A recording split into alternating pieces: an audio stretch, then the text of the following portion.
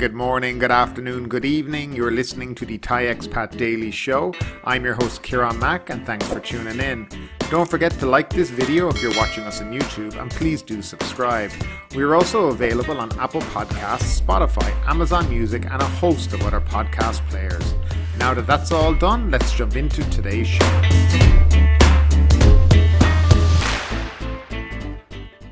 Well, hello there and welcome back to the Thai Expat Daily Show yet again. Today is Friday, the 29th of July 2022. We're going to jump into the first story of the day, which mightn't be a surprise to you, but it's in relation to the announcement yesterday that the police were going to prosecute these dispensaries who have been selling marijuana and weed. So the Public Health Ministry now reconsiders its stand on the tough legal action against the cannabis users. The Thai Ministry of Public Health has rescinded its recommendation to the police that they take legal action against people found to have committed any of the 4 offences in violation of the Protection and Promotion of Traditional Thai Medicine Act BE 2542. Deputy Public Permanent Secretary Dr. Narong Saiwong and Dr. Yang Yut, Director General of the Department of Thai Traditional and Alternative Medicines, held an urgent press conference yesterday to announce the decision to rescind the recommendation letter sent to the Thai police on Tuesday. The letter recommended that police arrest people who do not have permission to conduct research on, export, sell, or process cannabis for commercial purposes, said Dr. Narong, adding that the recommendation was intended to protect those under 20, pregnant women, and breastfeeding women. He said that the health officials have carefully scrutinized the letter and recommended that it be reviewed by DTAM to ensure the utmost benefit to the people. Meanwhile, Dr. Yang Yat said that the Legal Affairs Panel of the department wants the ministerial edict on the use of cannabis to be amended to make sure that people who use medicinal cannabis are not affected and that legal action cannot be taken against those who have conducted research, sold, exported or processed cannabis before the enforcement of the edict. Most importantly, he said, the rules must recognize that cannabis is useful for medical purposes and for boosting the economy, and it should not be recriminalized. The Legal Affairs Panel also suggested that only cannabis flowers should be placed under control, and people who make use of the other parts of the plant for commercial or other purposes should be allowed to carry on with their activities, said Dr. Yang Yat. The problem of the widespread use of cannabis, particularly for recreational purposes, stems mainly from the fact that cannabis was decriminalized on June 9th before the narcotics law is amended to govern its use. The amendment bill is still pending in Parliament. To solve the problem on a temporary basis, the Public Health Ministry has decided to classify cannabis as a controlled herb. So you couldn't make this up. Well, actually, you probably could. I mean, it's pretty predictable the way things work here in the kingdom.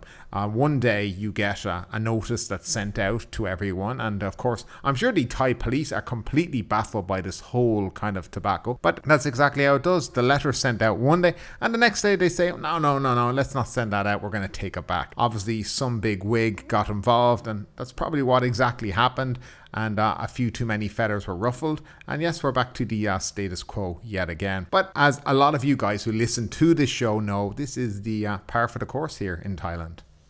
And moving along to another humdinger of a story, Doi Suthep case dismissed. Chiang Mai's administrative court on Wednesday dismissed a controversial case involving a housing project for judicial staff situated at the foot of Doi Suthep. It ruled on Wednesday that the Treasury Department granted permission for the Office of the Judiciary to use the land. The court also found the project did not encroach upon national park areas. The court dismissed a case filed by Suit Rungwisai, coordinator of a network fighting to reclaim the Doi Suthep forest area, against the department.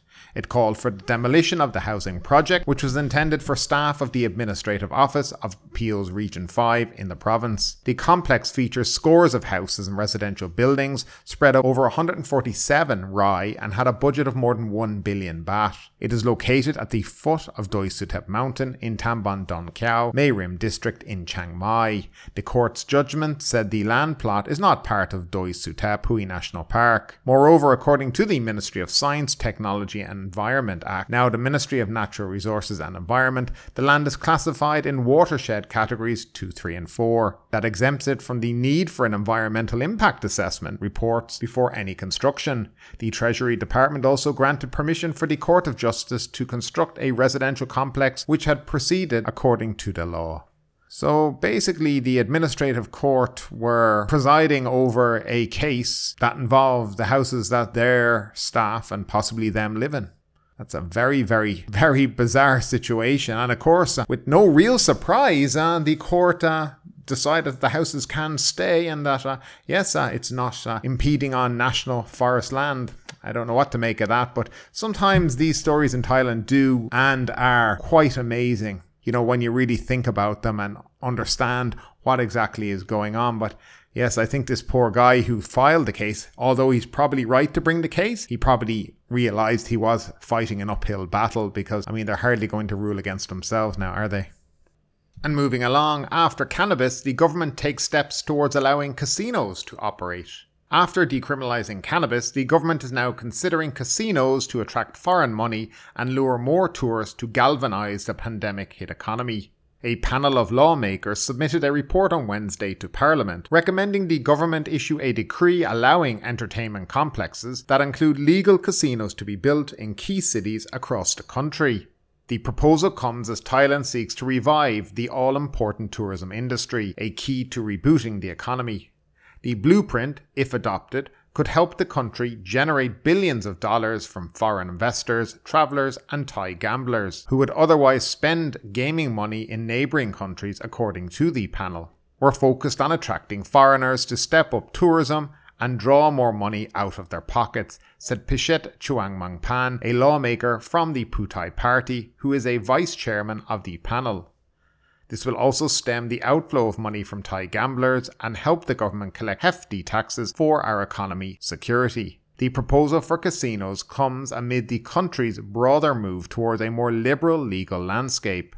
Last month, Thailand became the first country in Asia to decriminalise cannabis and first in Southeast Asia to move towards legalising same-sex unions. Greater Bangkok would be ideal for the initial casino, followed by facilities in seaside southern provinces such as Phuket, Krabi or Pattaya, Phuket said. Tourist destinations like Chiang Mai in the north and Chonburi, home to beach resort Pattaya, are also obvious contenders among these 77 provinces. At least 400 million baht in additional tax revenue would be collected annually once several facilities are operating, he said. The panel's recommendations are built upon Thailand's Gambling Act of 1935, which prohibits most types of betting but contains a provision that gives the government powers to issue decrees or licenses that greenlight certain gaming activities and venues. A key to successful facilities in Thailand would be to allow locals to participate, as foreign-only properties in Vietnam and South Korea showed how casinos suffer without steady foot traffic, Bloomberg intelligence analyst Angela Han Lee and Kin Lin Chu said in the March report. Currently, casinos in Phuket, a Cambodian city across the border, are fed by Thai gamblers, the report noted. Public-private partnerships with domestic or foreign companies could be set up, or the operating licenses may be issued directly to private firms. Either way, complexes must include facilities such as hotels, amusement parks and retail outlets, Mr. Phuket said. Providing multiple activities will avoid the creation of gambling dens and broaden appeal of the tourism industry, he said. Thais who are at least 20 and have a minimum 500,000 baht in a bank account would be allowed to gamble according to the proposal, which stipulates a minimum 30% tax on casino operators' revenue. With the blueprint submission Wednesday, lawmakers will next deliberate on whether to act on the recommendations, which could be concluded before a parliamentary recess in September, Mr. Phuket said. It's quite an interesting story. I have to be honest with you. I'm not in favour of casinos opening up in Thailand. I think they bring more trouble than they're worth with you. And I just personally feel it's a bad idea. I mean, yes, they've decriminalised cannabis to a certain extent, but I think, rushing too far with things like this can be detrimental to society, and especially Thai society, because it's always been fairly conservative, I guess, in many ways. I mean, if you take the tourist towns out of it, you know, it is still a very conservative country. So I just personally feel it's the wrong way to go right now. And what you'll basically end up with is gaming casinos such as things you find in Vietnam or Cambodia, which are not very attractive and have really been kind of detrimental to the overall towns that they have been situated in. But I'll give it up to you guys. What do you think about all this? Do you think it's a good idea to bring casinos to Thailand? Or do you think it's a bad idea? I'd love to know your opinion, or your opinion about any of the topics we have covered today down below in the comments section. And speeding along, tourists surge to propel economy in second half. The Thai economy will continue to recover in the second half of this year, supported by all the indicators including private consumption and foreign tourist arrivals, says a Bank of Thailand executive. Chayawadi Chianat, a senior director at the central bank, said the tourism sector is a key factor to driving the country's economy recovery in the second half of this year. Given the improving numbers of foreign travellers in June at 765,000, up from 520,000 in the previous month, the full year's tourism numbers could be even higher than the central bank's current forecast of 6 million. Ms. Chayawadi added that the central bank is maintaining its existing 2022 GDP growth rate estimated at 3.3%, as Thailand's economic recovery has been accelerating, with several indicators improving both in June and the second quarter. However, the central bank would also be closely monitoring global and local economic circumstances and several uncertainties, she added. The Fiscal Policy Office, FPO, said on Tuesday it has kept its forecast for economic growth this year at an average of 3.5%, underpinned by a recovery in both the tourism sector and domestic consumption. The FPO has also revised upwards its projection on the number of foreign tourist arrivals this year to 8 million from April's prediction of 6.5 million. According to the central bank's report on the economic and monetary conditions for June and the second quarter of 2022, the Thai economy improved in June 2022 compared to the previous month. Private consumption indicators after seasonal adjustments remained at a similar level from the previous month. Consumption increased in almost all categories except for durable goods, as delivery of passenger cars were delayed due to shortages of production materials. Private investment indicators, after seasonal adjustments, continue to improve from the previous month in machinery and equipment, as well as construction. This was all in line with the recovery of manufacturing sectors and the overall economy. The number of foreign tourist arrivals after seasonal adjustments continued to increase from the previous month among almost all nationalities. This was the result of the government's abolition of the Test and Go scheme on May 1st, 2022, in conjunction with fewer cross-border restrictions, while other countries continued to relax their own travel rules. Manufacturing production picked up in several sectors such as automotive, food and beverages, and petroleum. This was mainly due to increases in commercial car production, easing of the COVID-19 containment measures, which allowed alcoholic beverage consumption in restaurants, and fewer travel restrictions to attract more tourists. Nevertheless, production of integrated circuits and semiconductors declined in line with the slowdown in integrated circuit exports. And moving along, UN Security Council condemns Myanmar executions. The UN Security Council has condemned the Myanmar junta's execution of 4 prisoners, drawing praise Thursday from a shadow government of ousted Myanmar lawmakers. In a rare consensus on the post-coup crisis, the Security Council on Wednesday released a statement condemning the executions, Myanmar's first in decades, and calling for the immediate release of ousted leader Aung San Suu Kyi. The members of the Security Council condemned the Myanmar military's execution of opposition activists over the weekend, the council said. They recalled the Secretary-General's statement of the 25th of July 2022 and echoed his call for the immediate release of all arbitrarily detained prisoners. The statement was endorsed by Russia and China, the junta's 2 major allies that had previously shielded it at the UN, as well as neighbouring India. Welcome UN Security Council condemning execution of democracy activists, said the National Unity Government on a verified Twitter account. It was time for the council to take concrete action against the junta, it added. The NUG, dominated by lawmakers from Aung San Suu Kyi's ousted party, have been working to topple the coup and been declared a terrorist organisation by the junta. The executions announced Monday sparked condemnation from around the globe, heightened fears that more will follow, and prompted calls for sterner international measures against the already isolated junta. Among the 4 executed were Po Zia Tao, a former lawmaker from Suu Kyi's National League of Democracy, a veteran democracy activist Kyaw Min Yu, better known as Jimmy. Both were sentenced to death under anti-terrorism laws. The junta is increasingly isolated on the world stage, with Cambodian leaders Hun Sen the only head of state to have visited since the coup that plunged the country into turmoil. The Cambodian PM has also made a personal request to junta chief Min Aung Hlaing not to go ahead with the executions.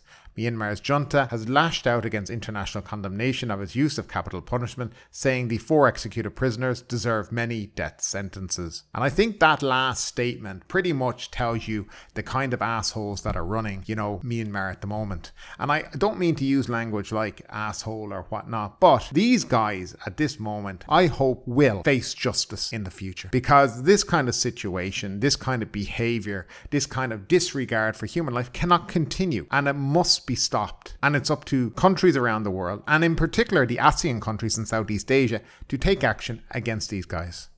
And finally, the Phuket News Daily Report. Phuket marks His Majesty the King's birthday. Phuket Governor Narong Wonsi this morning led the official ceremonies to commemorate the 70th birthday of His Majesty the King. National Human Rights Council mediates complaints over Kamala Mosque speaker noise. Assistant Professor Suchard Aset-Tmalani of the Human Rights Council was in Phuket yesterday as mediator with the hope of amicably resolving complaints over the volume of the speaker noise emanating from Kamala Mosque. And finally, tourist police stroll Bangla over cannabis trade. Phuket Tourist Police led an excursion along Bangla Road, Patong last night to explain to shop and venue operators that they must have the license to sell marijuana products. And then of course the next day, they got the letter to tell them that was already cancelled. So yet again, these guys in Parliament are wasting people's time. And that's it for today, guys. Thanks for tuning in. But ultimately, with this story or anything else that stood out to you today, I'd love to know your thoughts in the comments down below. Because yes, this is a news show, but it's also a conversation. Now keep that conversation going. Make sure you like this video, subscribe to the channel, share the video, and do all the good stuff that does help that YouTube algorithm. But ultimately, my name is Kieran Mack. You've been listening to the Thai Expat Daily Show, and we will see you next time.